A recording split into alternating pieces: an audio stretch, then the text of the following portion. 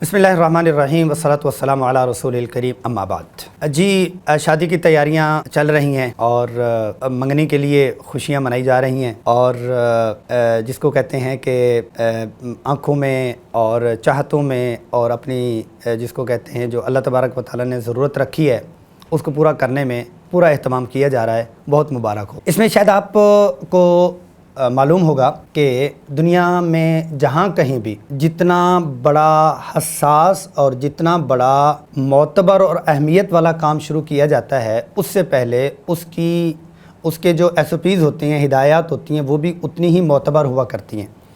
तो शादी तो की जा रही है और शादी की तैयारी भी की जा रही है। आया कि शादी के जो अहकाम हैं, शादी के जो तौर तरीक़ा है उसको भी सीखा जा रहा है या नहीं। अगर साफ़ लफ्ज़ों में किराया से हट के मैं बात करूं कि बीवी को चलाने का तरीक़ा सीख लिया या नहीं सीखा, शादी को निभाने का तरीक़ा सीख लिया या नहीं सीखा। गाड़ी चलाते हैं, लाइसेंस हासिल किया है ना, मोटर बाइक चलाते हैं, आपने उसको सीखा है ना। ऐसे ही कंप्यूटर चलाते हैं, उसको आपने सीखा है या नहीं सीखा।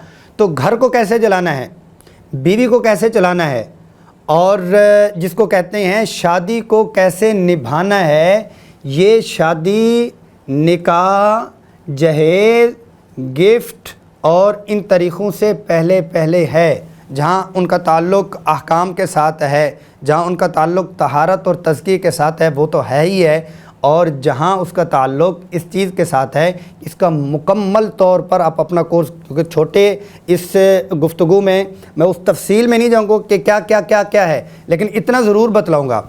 आप इंटरनेशनली जो इस्लामिक ममालिक हैं, मलेशिया में जाना हुआ तो वहाँ पर दोस्तों ने बताया कि यहाँ पर, बल्कि जिन्होंने कोर्स किए हमारे वहाँ पर मौलाना अमीर हमज़ा साहब हैं और दूसरे दोस्त भी हैं काफ़ी सारे, तो उन्होंने बताया कि शादी से पहले कि बच्चियों को जो शादी की उम्र को पहुंचने वाली होती हैं अलहदा से 4 महीने का कोर्स करवाते हैं। निकाह और रुखसती से पहले बच्चों को जो लड़के निकाह करने वाले होते हैं उनको अलहदा से 4 महीने का मुकम्मल कोर्स करवाते हैं।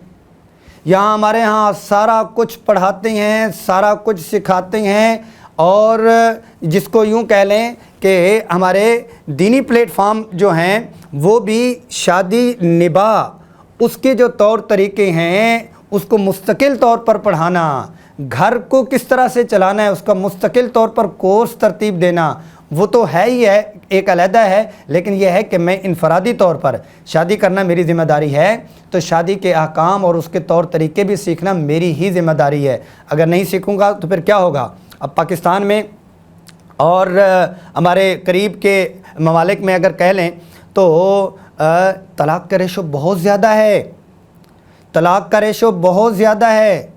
वो इसलिए कि निकाह तो किया है, गाड़ी तो ख़रीद ली है, लेकिन उसका लाइसेंस हासिल नहीं किया और जाते ही किसी के साथ टकर गई। तो निकाह तो किया है लेकिन उसका जो तौर तरीक़ा था उसको नहीं सीखा तो फ़ौरन टकर हो गई।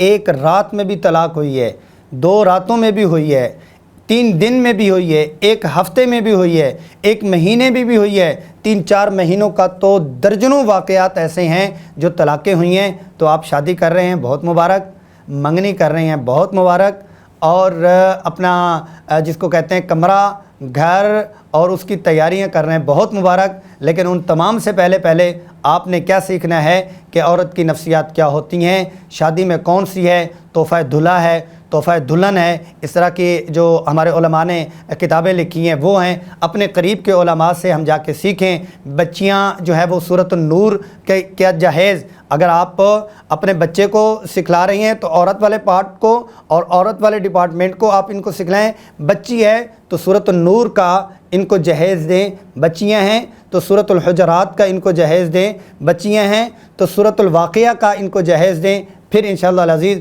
खुशहाल, मज़ेदार और बेहतरीन निभाह होगा। अल्लाह पाक अमल की तौफ़ीक नसीब फरमा।